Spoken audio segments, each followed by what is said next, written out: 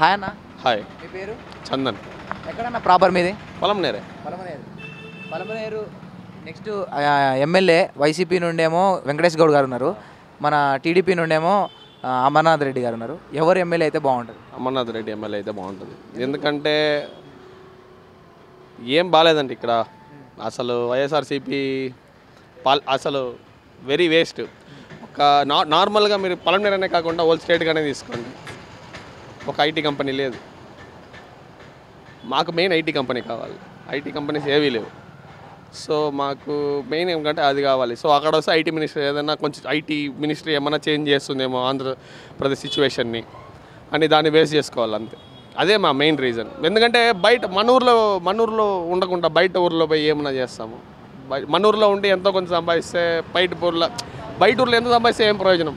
మన ఊర్లో ఉండాలి కదా, అది ప్రాబ్లం. టీడీపీ హయాంలో ఒక పెద్ద టెక్ కంపెనీ కియా కంపెనీ వచ్చింది, వైసీపీ ప్రభుత్వంలో అది పోయింది. దాన్ని ఎలా చూస్తున్నారా?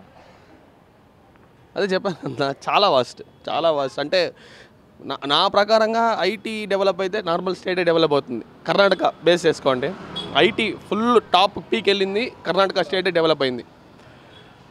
సో ఐటీ వస్తే స్టేట్ డెవలప్మెంట్ ఉంటుంది. లూలు మాల్ కూడా ఒక విశాఖపట్నంకి రావాల్సింది చంద్రబాబు నాయుడు గారు ఉంటే, కానీ అది వైసీపీ ప్రభుత్వంలో లూలు మాల్ పోయి హైదరాబాద్లో పడ్డది.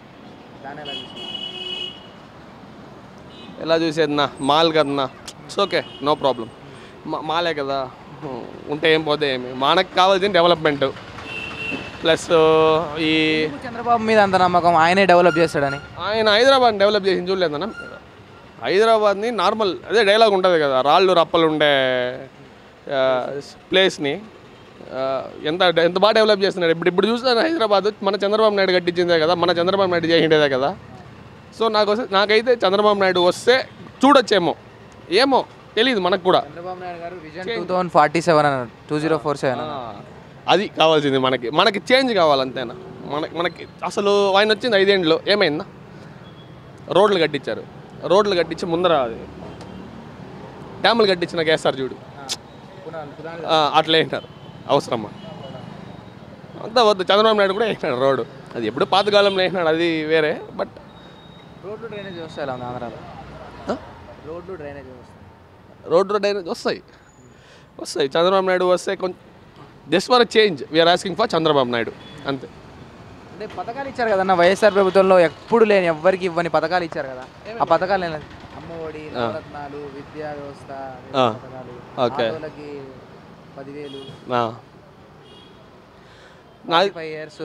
నాకు తెలిసి ఇప్పుడు ఫర్ ఎగ్జాంపుల్ టీడీపీనే వచ్చింది అనుకోండి. ఇప్పుడు ఏ గవర్నమెంట్ ఎక్కడ వచ్చినా కూడా మనకి చేంజ్ అక్కర్లేదు. మనకి టోటలీ అంటే ఇప్పుడు టోటల్గా ఫర్ ఎగ్జాంపుల్ ఇప్పుడు మీరు పథకాలు అన్నారు కదా, అది మొత్తం తీసేయమనట్లే, ఉన్ని దాంతోనే డెవలప్ చేయండి మమ్మల్ని. నార్మల్ ఇప్పుడు ఇదే ఊర్లో తీసుకోండి, పేదోళ్ళగా ఈ ఊరికి వచ్చాడు అనుకో, పొలంనేరులో వాడు పేదోడుగానే ఉంటాడు. వాడికి డెవలప్మెంట్ ఏమి ఉండదు, పేదోడుగానే ఉంటాడు. అదే సౌకర్యం రాని ఏదో ఒక బిల్డింగ్లు కట్టుకొని ఏదో ఒక లెక్కగా సౌకర్యం అయిపోతాడు.